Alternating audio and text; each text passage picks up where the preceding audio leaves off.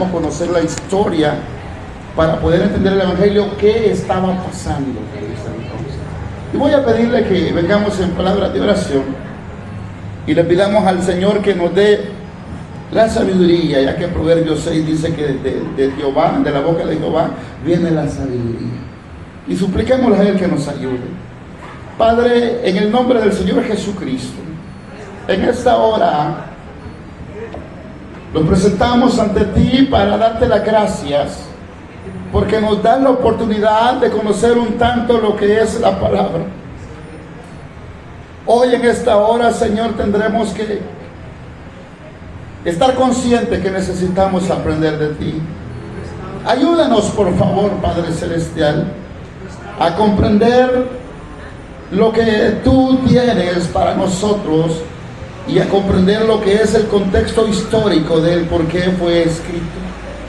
Por eso hoy, en el nombre de Jesús, te suplicamos tu ayuda y tu bendición. Espíritu Santo, ayúdanos por favor a poder comprender lo que es el Evangelio de nuestro Señor Jesucristo. Reprende al diablo y danos sabiduría e inteligencia. Por favor, Padre Celestial, en el nombre de Jesús, muchas gracias. Amén y amén. Gloria al Señor. Vamos a hacer entrada de lo que es en el Nuevo Testamento. Hace como 1 año y medio, 2 años, yo predicaba sobre los 9 requisitos para poder estudiar la Biblia, y ahí usted lo puede encontrar en la página del ministerio. Hablábamos sobre los 9 pasos para poder comprender la Escritura. Y usted puede empezar de Mateo o puede empezar de Génesis. Y cada uno de estos libros se divide en porciones. Por ejemplo, usted el Génesis lo divide en 2 partes. Génesis lo divide del capítulo 1 al capítulo 11. Y del capítulo 12 al 50. Si usted logra comprender los primeros 11 capítulos de la Biblia, se le va a hacer más fácil, del Génesis, se le va a hacer más fácil comprender toda la Biblia, porque ahí aparecen todos los orígenes. Ahí aparece el primer pecado, el primer hijo, el primer asesinato. Usted va a encontrar todo eso. La primera borrachera, el primer diluvio, la primera mentira. Va a encontrar el origen de todo. En hebreo, la palabra Bereshit es como se conoce a Génesis, que significa en el comienzo. Pero nosotros estamos empezando por el Evangelio de Mateo. Y son 4 evangelios que usted lo conoce: Mateo, Marcos, Lucas y Juan. Cada uno de ellos fue escrito para diferentes tipos de personas. Mateo fue escrito específicamente por Leví, por el publicano, y fue dirigido a los judíos, porque Mateo estaba interesado en hacerle creer y en demostrar a la nación de Israel que Jesús era el Mesías. Mateo fue escrito para los judíos.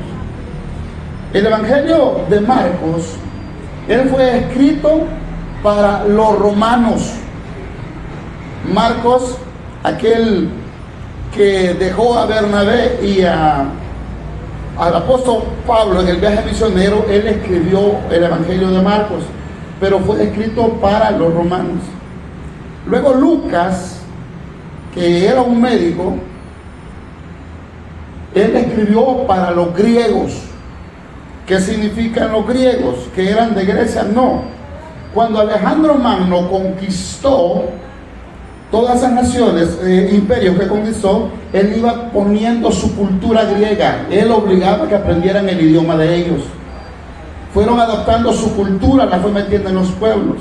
Entonces, Lucas escribió para los que tenían la cultura griega, el idioma griego.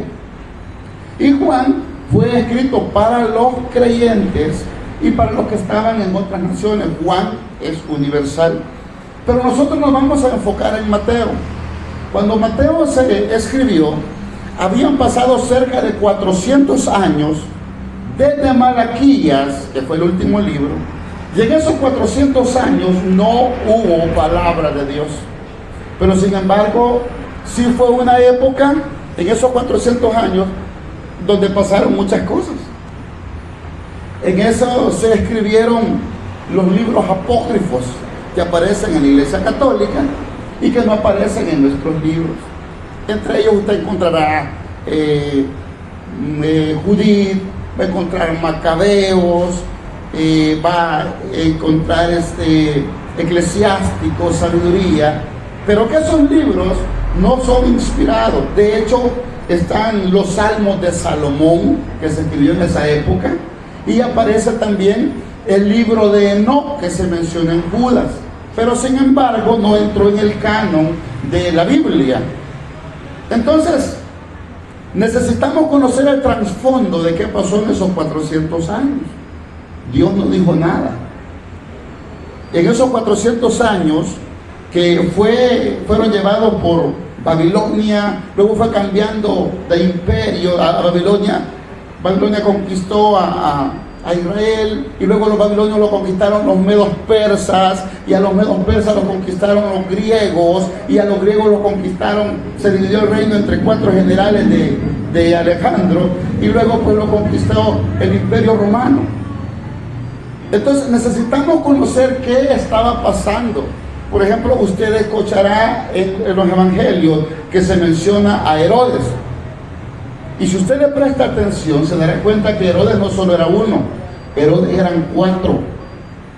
Estaba Herodes el padre y sus 3 hijos.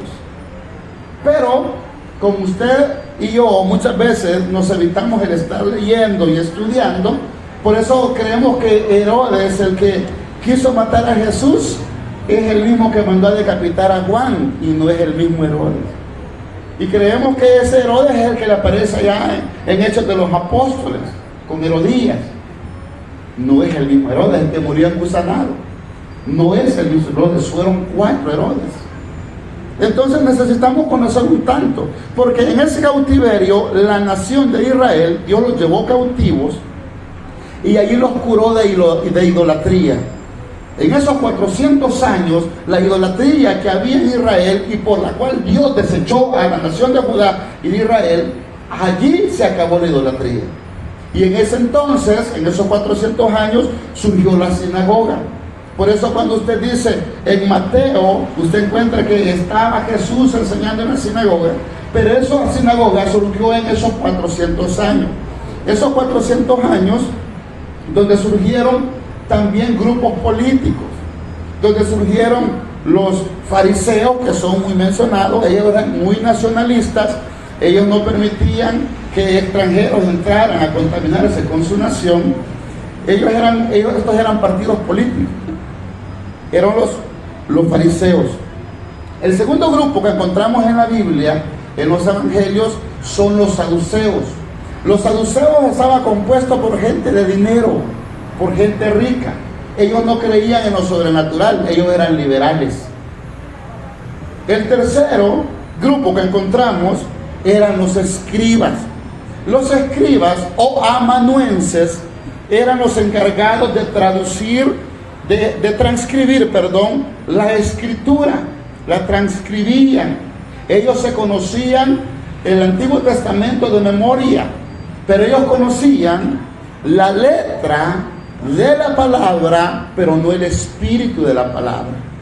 Porque cuando los del oriente llegan a preguntar a Herodes dónde es que iba a nacer el Mesías, ¿qué es lo que hizo el rey Herodes el Grande? Manda a llamar a los escribas y les pregunta.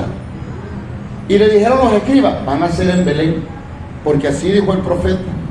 Pero ellos, si usted se percata, ¿por qué le digo que ellos tenían el espíritu, tenían lo que era la letra, pero no el espíritu de la ley? Porque ellos, en vez de haberse dado cuenta que el Mesías había nacido, ellos hubieran dicho, vamos a ver. No, ellos no. Ellos solo tenían información nada más y ahí se quedaron. En ellos no entró la curiosidad de querer ir a conocer al Mesías. Ellos solo se encargaban de transcribir. Y eso pasaban haciendo los escribas. Y aquí tenemos una enseñanza bonita para nosotros. No basta con que usted y yo conozcamos la palabra. Necesitamos vivir la palabra de Dios. Eso es lo glorioso del Evangelio. Porque usted y yo podemos conocer la Biblia, los 66 libros, conocer los bosquejos, las divisiones del libro, qué libros van en cuáles libros, pero si no lo practicamos, estamos como los escribas y como los maestros de la ley, como los fariseos. Entonces eran los escribas. Y el cuarto grupo que usted va a encontrar en los evangelios, ya dijimos que son los fariseos, los saduceos, los escribas. El cuarto son los herodianos. Los herodianos eran personas que eran como los políticos de hoy, como algunos políticos que solo andan queriendo acomodarse al que esté en el poder. Entonces los herodianos estaban interesados en que la dinastía de Herodes fuera reinando, Murió Herodes, pero queremos que los hijos de Herodes sigan reinando, y sigan reinando, y sigan reinando. Entonces pasaron muchas cosas, y quiero darles algunas fechas, y como les digo, le voy a hacer llegar los bosquejos después, para que nosotros podamos conocer qué estaba pasando en ese instante, para cuando ya entremos al Evangelio de Mateo, cuando ya entremos, usted va a poder encontrarle un poco más de sentido. La primera fecha que quiero darle sucedió 480 años antes de que Cristo naciera. Allí hubo una batalla de Jerjes contra los griegos. Ahí estaban los medos persas. Hubo una batalla de este rey Jerjes contra los griegos, pero fue derrotado. Esa se dio en Termópolis. La otra fecha que quiero darle sucedió en el 333 antes de Cristo. Aquí apareció Alejandro Magno, que era el que dirigía el imperio griego, que es el que aparece en Daniel capítulo 8, que es el macho cabrío. Ese es el que vino, y aquí aparece en el 333 antes de que Cristo naciera. Él hubo una batalla que llevó a cabo en un lugar que se llamaba Isus. Allí derrotó del todo, con toda la fuerza griega, a los persas. A usted quizás le podrá parecer aburrido eso, pero ¿y eso en qué me beneficia? Le beneficia en que usted podrá comprender el Evangelio y podrá darse cuenta por qué estaban, a esto se le conoce como contexto histórico, qué estaba pasando en ese entonces y del por qué el comportamiento de nuestro Señor Jesucristo con sus apóstoles y con toda la gente que vive ahí. En el 332 antes de Cristo, Alejandro Magno, o Alejandro el Grande, vino a Jerusalén, y cuando vino a Jerusalén, los rabinos le mostraron la profecía de Daniel, que era él, y por haberle mostrado esa profecía, Alejandro Magno no destruyó Jerusalén, porque le mostraron de que antes de que él naciera, mucho antes, Daniel, antes de que él surgiera, porque surgieron Babilonia, los medos persas, luego los griegos, había una profecía que lo identificaba. Entonces los rabinos entran a Jerusalén y le muestran: esto es lo que estaba predicho de ti. Entonces Alejandro Magno tenía cerca de 20 años cuando él era el emperador de todo el mundo conocido. Era un imperio poderoso. En el 323 Alejandro Magno muere. Él murió a la edad de 32 años. Y su imperio lo dividió entre sus 4 generales. En el 320, habieron 4 generales, el imperio se dio en 4. Judea fue anexada a Egipto. Se lo pelearon. En el 312, antes de Cristo, salió Seleuco, que era uno de los generales, y los seleucidas lograron hacer lo que es la nación de Siria. Pero resulta de que Judea quedó entre Siria, que estaba al norte, y Egipto, que estaba al sur. Entonces ellos querían conquistar territorio, y las guerras se daban. Subían para los de Egipto, bajaban los seleucidas, subían y bajaban, e Israel era el que estaba sufriendo. Es como cuando las hermanas lavan en el lavadero, sube, baja, sube, baja. Pues los judíos en esa época tuvieron que vivir eso, porque bajaban las batallas y querían conquistar, y en el camino quedaba Judea. Entonces ellos sufrieron mucho.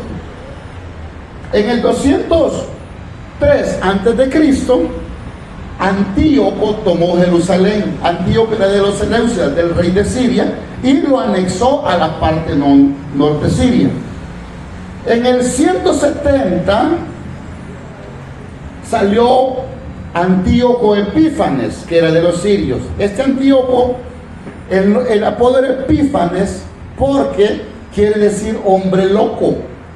Este Antíoco Epífanes vino al templo de Jerusalén y cautivó le hizo guerra a los judíos y sacrificó una puerca en el lugar santísimo.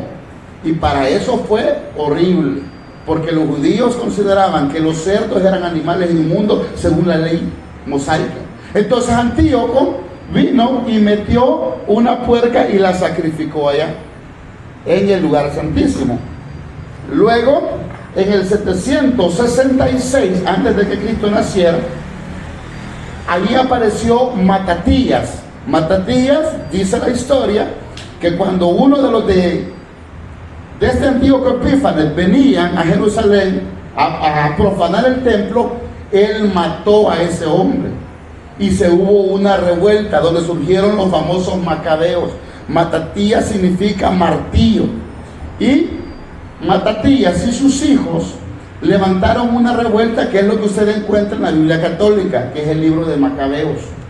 Y si usted lee esos libros, que se los recomiendo mucho, se va a dar cuenta que allí surgió de las páginas más gloriosas de la historia de Israel, porque ellos se levantaron a ya no dejarse, se volvieron guerrilleros, se levantaron para ya no dejarse dominar por Antíoco. En el 63 antes de que Cristo naciera, Pompeyo conquistó este lugar, Pompeyo el romano, y aquí viene el imperio romano. En el 40 antes de que Cristo naciera, el Senado de Roma eligen como rey a Herodes el Grande. Este Herodes el Grande lo eligieron como rey de Judea. Este Herodes el Grande es el rey que se menciona en este Evangelio de Mateo, que es el que manda a matar a todos los niños. El Senado estuvo de acuerdo y lo ponen como rey de Judea. Este hombre fue tremendo. Este hombre y toda su familia fueron malos. Fueron de una de las familias criminales que ha tenido la historia de la humanidad. Fueron tremendos. Y ahí donde le estaba hablando que surgieron los 3 hijos de él, de Herodes. En el 37 antes de Cristo, Herodes mató a Antígono. Este Antígono era de los reyes sacerdotes de los macabeos, los que defendían a Jerusalén. Y entonces Jerusalén queda sumergido bajo el yugo romano. Que el imperio romano duró 1000 años. Fue el imperio más prolongado que hubo. Después de ello, en el 31, antes de que Cristo naciera, Augusto César se convierte en el emperador de todo Roma. En el 31. Y en el 19 años antes de que Cristo naciera, Herodes el Grande manda a hacer el templo de Herodes, que Herodes lo mandó a hacer para congraciarse con los judíos. Ese es el templo donde Jesús echó a los cambistas, donde sacó el látigo y les pegó a todo. Ese es el templo donde Jesús enseñaba. Ese es el templo que se tardaron 40 años en elaborar ese templo. Es el templo de Herodes. Herodes lo quiso hacer para congraciarse con los judíos por lo que había hecho, y que al rey sacerdote que ellos tenían lo había matado. Y luego que viene el nacimiento de nuestro Señor Jesucristo. Es aquí donde, en ese contexto, nace el Señor Jesucristo. 400 años de silencio, y de repente aparece un ángel a Zacarías y a Elizabeth. A Zacarías, perdón. Y le dijo que le iba a dar, que ya no iban a ser estériles, que iban a tener un hijo. Y eso, si usted lee en el Evangelio de Lucas, eso fue una noticia a nivel de todo Judea. Después de 400 años de no haber profeta, surge un ángel que se le aparece a Zacarías y le dice que nacerá, que quedará embarazada, y ahí es el nacimiento, es el embarazo, conciben a Juan el Bautista. Y por eso Lucas dice que toda esa noticia se escuchó, porque Zacarías quedó mudo por incrédulo. Entonces, después de 400 años, fue algo que la gente no podía creer, porque ellos esperaban al Mesías, con la idea que los judíos esperaban al Mesías, pero para que fuera un Mesías que vendría a liberarlos del yugo romano, del sufrimiento romano. Por ejemplo, uno tiene que conocer el contexto. Para los judíos, para los del Imperio Romano, a los césares le llamaban señor, que la palabra de ellos era curios. Entonces, para ellos decirle señor, el César es el curio, es el señor. Pero de repente surge un grupo de judíos después de Jesucristo que decían, no, el curios, el Señor, es nuestro Señor Jesucristo. Y es por eso que muchos cristianos fueron muertos por eso, porque ellos no reconocían a César como Señor y como Dios. Los cristianos eran tan definidos en sus convicciones con Cristo que César era el rey y tenían que pasar los cristianos, todo el pueblo pasaba y le tiraban incienso. Y los judíos decían, no lo vamos a hacer, porque Él no es Dios, y por eso los mataban. Eran gente definida. Pero ¿qué pasaría si nosotros hoy en día nos dijeran a tal cosa? No, Dios me entiende, echémosle a esa cosa. Pero ellos decían, no, el único Señor es Cristo, es Jesús. Él es nuestro Señor, Él es nuestro Dios. Entonces, necesitamos comprender lo que es el contexto de qué es lo que estaba pasando. El libro de Mateo tiene algunas divisiones para que lo podamos comprender y las vamos a ir viendo. El libro de Mateo se divide desde el capítulo 1 al capítulo 2 de Mateo. Ahí se identifica a la persona del rey, porque Mateo está interesado en mostrarle a los judíos que Jesús es el rey. Entonces, del capítulo 1 al 2, ahí se sale la preparación del rey, que ese es el primer punto del bosquejo de Mateo. Ese se lo voy a hacer llegar para los que estén interesados. El segundo punto va desde el capítulo 2 de Mateo hasta el versículo 16 del capítulo 4. Si gusta lo leemos. Ahorita solo estamos en introducción para ya entrar en materia. Mateo capítulo 4 versículo 16. Hasta allí llega la preparación del rey. Ahí aparece la tentación de Jesús. En el versículo 16 que aparece, el pueblo asentado en tinieblas vio gran luz, y los asentados en la región de sombra de muerte, luz le resplandeció. De manera que cuando usted lee el Evangelio de Mateo, del capítulo 2 al capítulo 4, versículo 16, usted tiene que entender que eso está hablando de la preparación del Señor Jesucristo, de la preparación del Rey. Pero viene la otra parte. Del capítulo 4, que es el versículo 17, hasta el versículo 35 del capítulo 9, allí aparece lo que es la propaganda del rey. Allí Jesús empieza a anunciar su evangelio. Si usted lo quiere leer conmigo, por favor, en el versículo 35 del capítulo 9, mire qué interesante. Versículo 35. Mire lo que dice. Allá aparece todo lo que Jesús venía a hacer. Es la propaganda de nuestro Señor Jesucristo. Mire qué interesante. Del capítulo 4, versículo 17 al versículo 35 del capítulo 9, mire cómo cierran. porque he venido para poner en disensión al hombre contra su padre, a la hija contra su madre y a la nuera contra su suegra. Ahí aparece. ¿Lo leyó conmigo? Ahora usted verá que del capítulo 36, del versículo 36, de ahí del 9, hasta el capítulo 16, versículo 20, lee el 36, para que lo vaya con. Esta es la otra parte. Dice, y los enemigos del hombre serán los de su casa. Ahí empieza, y vamos hasta el 16-20. ¿Qué es lo que dice? Entonces mandó a sus discípulos que a nadie dijesen que él era Jesús, el Cristo. En estos versículos, en esos capítulos, aparece el programa del Señor que Él venía a cumplir de parte de Dios. Del versículo 21 del capítulo 16 hasta el 27-66, allá aparece la pasión del Rey. Porque en el 21, vea cómo empieza, ¿qué es lo que dice? Desde entonces comenzó Jesús a declarar a sus discípulos que le era necesario ir a Jerusalén y padecer mucho de los ancianos, de los principales sacerdotes y de los escribas, y ser muerto y resucitar al tercer día. Desde allí Jesús empieza a hablar, estos versículos tratan de la pasión del Señor Jesucristo hasta el capítulo 27, versículo 66.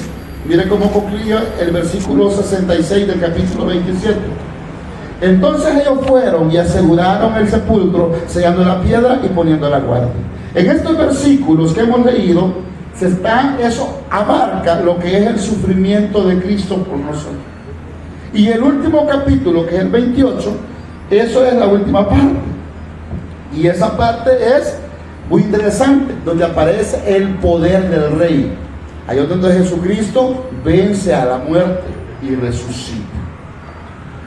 Entonces, para muchos de nosotros, el querer leer el Evangelio nos resulta difícil. Si usted le dice a una persona recién nacida en el Evangelio y le empieza a decir, mire, fíjese de que queremos que esa persona este día, Dios hace que se arrepiente y nazca de nuevo, y le damos una Biblia y le dice, ¿qué libro me recomienda? Y usted le dice, mire, empieza por Mateo.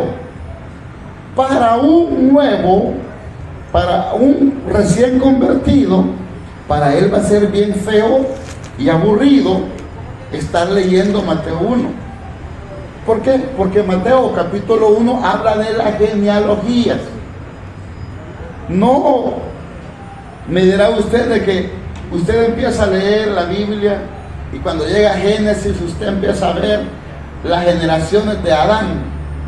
Y empieza, y que uno engendró a otro, y engendró a otro, y usted que dice, la qué aburrido esto. Y más si usted empieza a leer el primer libro de Crónicas, que tiene como 12 o 13 capítulos de la genealogía, y los descendientes de Rubén, y los descendientes de Simón, y los descendientes de Leví, y usted dice, ay no. Entonces mucha gente, yo empecé a leer la Biblia, pero de eso a lo mejor dejé de leerla. Entonces a los recién convertidos se les recomienda, personalmente yo les recomiendo, que lea la primera epístola de Juan. A lo que nosotros más llamamos, le llamamos a Juan el apóstol del amor, pero ese es un nombre que en la Biblia no aparece.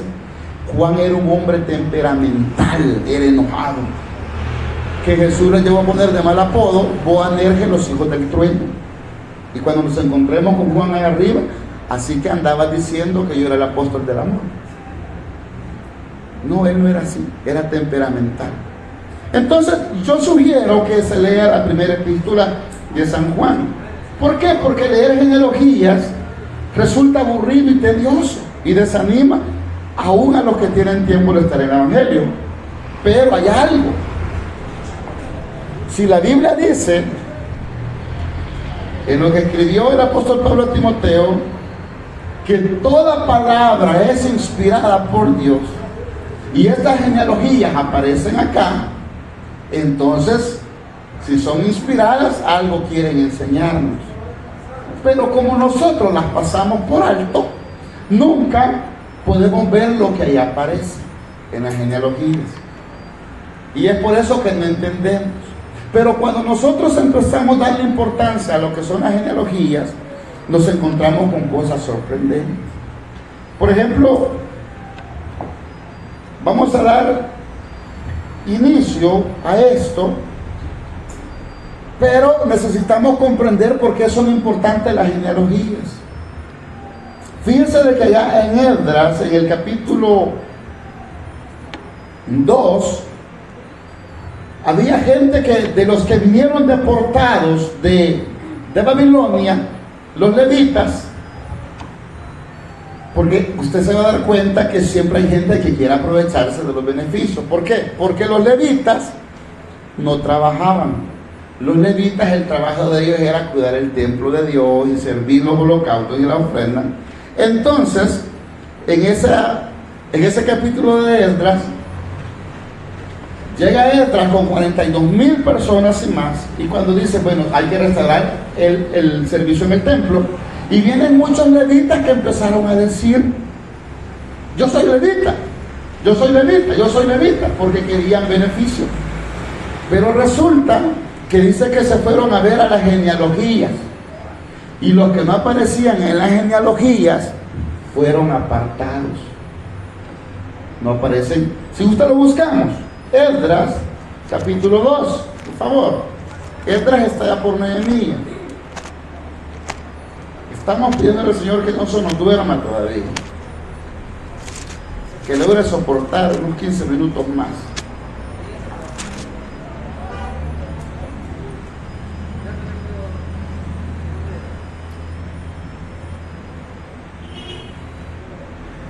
¿Qué dice?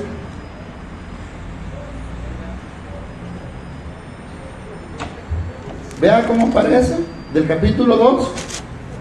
¿Qué va a encontrar ahí? Versículo 62, 2:62, ¿qué dice? Estos buscaron su registro de genealogías y no fue hallado. Y fueron, ¿qué dice? Excluidos del sacerdocio. De manera que las genealogías le servían a los judíos para llevar un registro. Por ejemplo, nosotros, a nuestros hijos, ¿qué le dicen? Busque el árbol genealógico. Y lo más que nuestros hijos conocen son los abuelos. Pero los tatarabuelos, los bisabuelos, tatarabuelos, no sabemos quiénes son. Pero ellos no, los judíos llevan un control de todo. Pero hay algo importante también, que los judíos en las genealogías no metían a todos, metían a los que eran más importantes. No los metían a todos. Y ya lo vamos a ver en esta genealogía que vamos a leer ahorita. Veamos cómo empieza Mateo capítulo 1, versículo 1, que dice: libro de la genealogía de Jesucristo, hijo de David, hijo de Abraham. Si usted ve ese primer versículo, empieza al revés. Porque ¿quién fue primero? ¿Abraham o David? Pero como dice, libro de la genealogía de Jesucristo, hijo de David. ¿Por qué Mateo le puso hijo de David? Porque los judíos esperaban que de David viniera el que iba a estar en el reino de Israel. Y como Mateo estaba interesado en demostrarle a los judíos que era el rey, entonces que Jesús era el rey, les empieza a hablar de esta manera: libro de la genealogía de David, hijo de Abraham. Abraham es importante, muchísimo, porque Abraham era el padre de la fe por el cual Dios le surgió la nación de Israel. Pero en la Biblia usted encontrará que aparece en este Mateo aparece 52 veces la palabra reino. Y la usa mucho Mateo porque quiere hacerles entender a los judíos que Jesús es el hijo de David, el Mesías. Por eso que aparece eso. Y luego aparece, sigamos leyendo por favor, del capítulo 1, del 1 al 6, aparece la genealogía que va de Abraham hasta David, del capítulo 1 al 6. Y del versículo 7 al 11 aparece desde Salomón hasta el cautiverio de Babilonia. Y luego, del versículo 12 al 17, aparece la genealogía del cautiverio de Babilonia hasta José. En la Biblia, usted encontrará dos genealogías, una en Mateo y una en Lucas. La de Mateo es la genealogía que viene de la genealogía paterna por José. Y en Lucas aparece la genealogía que es la materna, la de la Virgen María, o de María, como usted quiera llamarlo. Vienen las dos, pero los dos eran descendientes del rey David. De ahí venía. Pero usted notará que en estos versículos 2, leámoslo por favor, del 1 al 6, que dicen: Abraham engendró a Isaac, Isaac a Jacob, y Jacob a Judá y a sus hermanos. Judá engendró de Tamar a Fares. Quedémonos ahí. ¿Quién recuerda quién era Tamar? ¿Hola?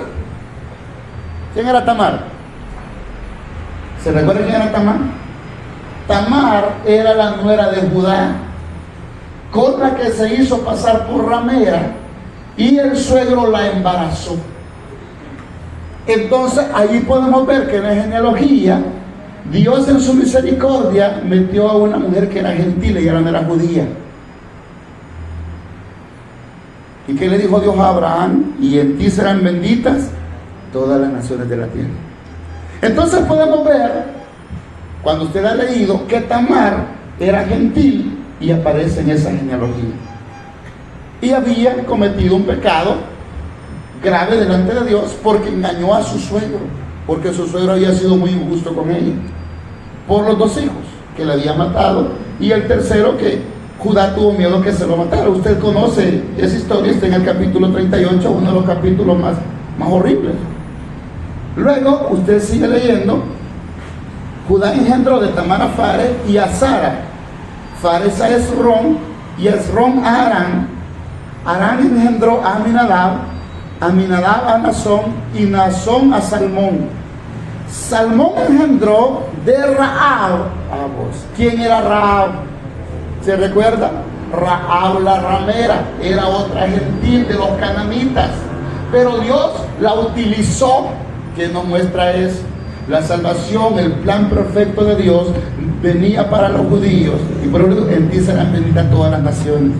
Dios nunca deshizo la humanidad, solo que Él quería un pueblo especial que sirviera como ejemplo, pero Israel lo defraudó. Pero en el plan perfecto de Dios estaba que Rahab la ramera iba a entrar. Pero Rahab entró, ¿por qué? Por fe. ¿Por qué entró por fe?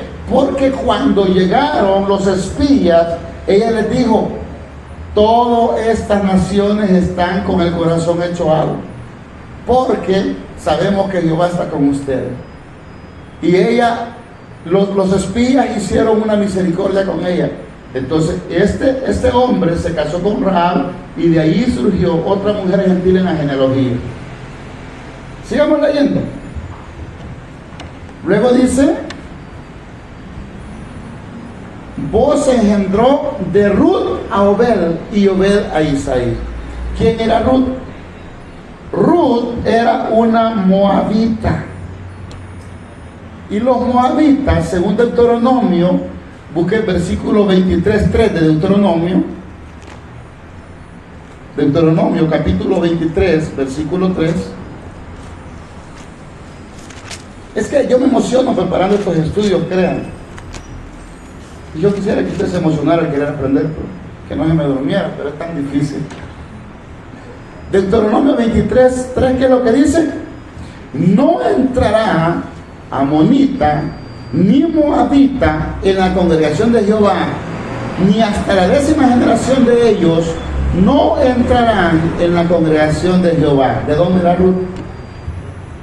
Ruth era moabita, pero sin embargo Dios permitió que entrara, y ella se casó ¿con quién? Con Booz. ¿Y con Booz qué fue? Fue amor a primera vista. Cuando la vio, ¿quién es esa joven? Él ya estaba mayor, y la redimió. Y de ahí surgió, ¿quién surgió? Ay, hermanos, no leyeron. Vaya a la genealogía de Booz. ¿Qué dice? Es que mire, cuando usted encuentra esto sabroso, Booz engendró de Ruth a Obed, y Obed a Isaí. Isaí engendró al rey David. Hasta ahí. Y el rey David engendró a Salomón. Hasta el rey David llega una genealogía. Llega la genealogía de Abraham a David. Luego empieza de Salomón al cautiverio. Pero usted va a encontrar cosas bien interesantes.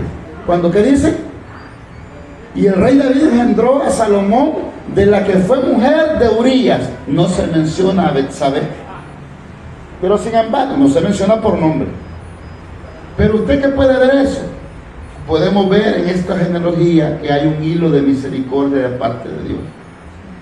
Un hilo de misericordia al pensar en Tamar, que engañó a su suegro, se metió con él, se fingió de ramera. Un hilo de misericordia al aceptar a Rahab. Un hilo de misericordia al aceptar a Ruth la moabita. Y un hilo de misericordia al meter en la genealogía ¿a quién? A Betsabé, que no se menciona por nombre, que eran pecadores. Nosotros los hubiéramos metido, los seres humanos. Nosotros no los metemos. Pero Dios en su misericordia nos mostró algo. Uno, que Él puede perdonar pecados y restaurar a quien Él quiera. Y otra curiosidad de esta genealogía, que en la genealogía de los judíos no aparecían mujeres. La mujer era tenida en ese tiempo desechada. La mujer en ese tiempo, los hombres comían y las mujeres eran las últimas que fueran hijas. No, primero van a comer tu papá y tus hermanos. Ustedes aguantan la gente. La mujer tenía que caminar 5 metros de distancia de donde iba su esposo. La mujer no podía meterse en pláticas de hombres. La mujer no podía hablar si su esposo no se lo permitía en reunión. Así era la escritura. Pero ahora no. Hoy el hombre ya no puede hablar porque la mujer se enoja. Hoy hay que pedirle permiso a la esposa para hablar porque la mujer, no, espérate, ¿qué te pasa?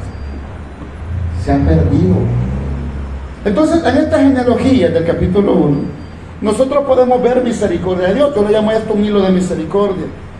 Ahí está Tamar, está Rahab, está Ruth, y está esta mujer que no aparece por nombre, pero está Betsabé. Y luego siguen las otras, lo que son las, sigamos leyendo, desde Salomón. Salomón engendró, léalo por favor, ¿qué dice? A Roboán. Roboán engendró a Abías. ¿Qué más dice? Pero ya se dio cuenta de algo curioso ahí, si usted conoce la historia de los reyes, en el capítulo 8. Asa engendró, ¿a quién dice? ¿A quién engendró? Si usted busca quién era el hijo de Asa, se va a dar cuenta que se salta 3 reyes y fueron reyes de Judá. No aparece ahí Ocosías, no aparece Joás ni Amasías, y eran de la genealogía de David. Pero, ¿por qué? Porque Asa, este que aparece aquí, fue el padre de Ocosías, y Ocosías el padre de Joás, y Joás el padre de Amasías, y Amasías el padre de Josafat. Pero si usted se da cuenta, esas 3 generaciones él se las salvó. ¿Por qué? ¿Por qué lo hace? Porque está interesado en sacar gente que fue más prominente. ¿ Quién fue Acaz?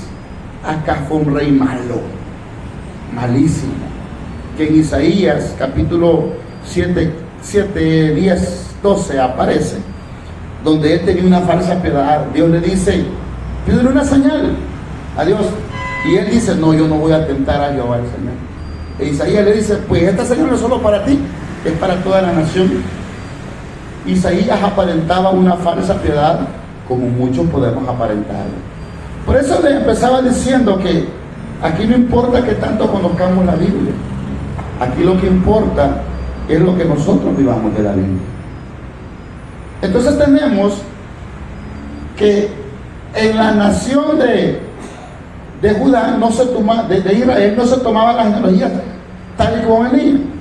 Por ejemplo, venía la generación de mi tatarabuelo, de mi bisabuelo, de mis papás, y luego la mía, y luego la de mis nietos, pero no eran tomadas en cuenta todas, podían saltarse desde mi tatarabuelo hasta mi nieto, y a nosotros dejamos ignorados. ¿Qué nos muestra esto?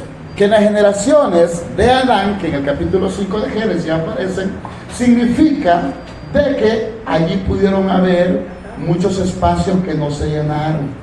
Y ahí es donde encontramos la respuesta cuando dicen que Caín halló mujer. ¿Y de dónde surgió? Porque pasaron muchas generaciones que no están en la Biblia. Que eso no nos da la salvación, pero es necesario que las conozcamos. Entonces, sigue adelante. Sigamos leyendo, por favor. En el 11, en adelante dice: Josías engendró a Jeconías y a sus hermanos en el tiempo de la deportación a Babilonia. Hay algo bien curioso. Jeconías dijo Dios que no aparecería y que ninguno de sus hijos aparecería en esto. Si usted lo busca en el libro de Jeremías, en el capítulo 22, versículos 24, 25 y 30, que se llama Jeconías, allá solo aparece como Conías, que era como anillo de sellar, y dice: yo lo voy a arrancar de mi mano. No aparece ninguno de los hijos de él. Dice, vea qué curioso, dice: Jeconías y a sus hermanos.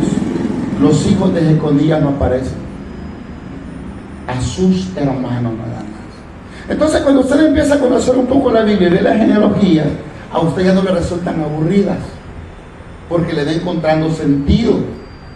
Ahora entiendo. Por ejemplo, usted ha leído que dice que Joab, Abisai y Asael eran hijos de Sarbia, y usted sabe quién era Sarbia. Nunca se ha tomado el tiempo quién era Sarbia. Sarbia era una hermana de David. Por lo tanto, esos tres que tenía de los valientes David, Joab, que era el general, Abisai y Asael, eran sobrinos de David. Son curiosidades que usted lee y estudia, las aprende, y usted no le encuentra sentido. Ay, no es aburrido, no. Pero cuando usted empieza a estudiar, usted le encuentra sabor a esto. Porque yo personalmente, preparando estos estudios, yo me deleito. Ahora usted ya tiene una idea. Vamos a dejarlo hasta ahí, para que así se me sigue durmiendo en el otro martes. Y le voy a hacer llegar los bosquejos del otro martes con nuestro hermano Elías. Entonces, nos vamos a quedar ahí si gusta, para que el otro martes vamos a entrar ya con lo que es el nacimiento de nuestro Señor Jesucristo. Así que yo le invito a que usted pueda repasar en su casa, y usted podrá decir: yo sentí que no se predicó Biblia. No, es que le voy a decir algo. Proverbios 1:7, vea lo que dice, por favor. Proverbios capítulo 1:7, y termino con esto.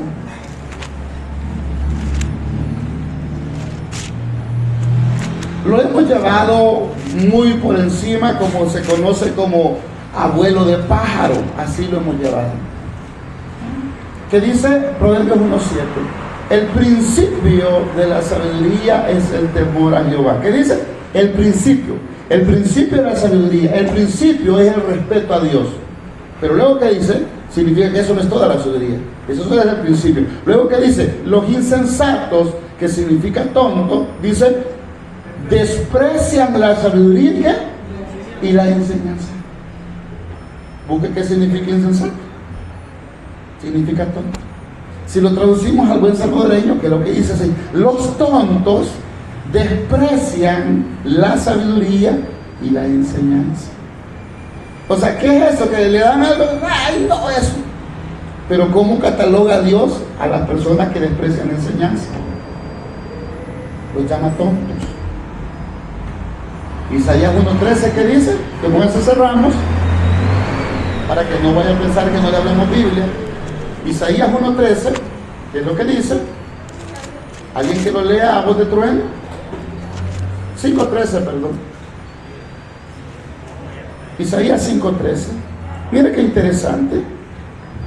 ¿Alguien que lo pueda leer a voz de trueno? Por tanto, Oiga, que bello. Por tanto, dice. mi pueblo fue llevado cautivo Oiga. por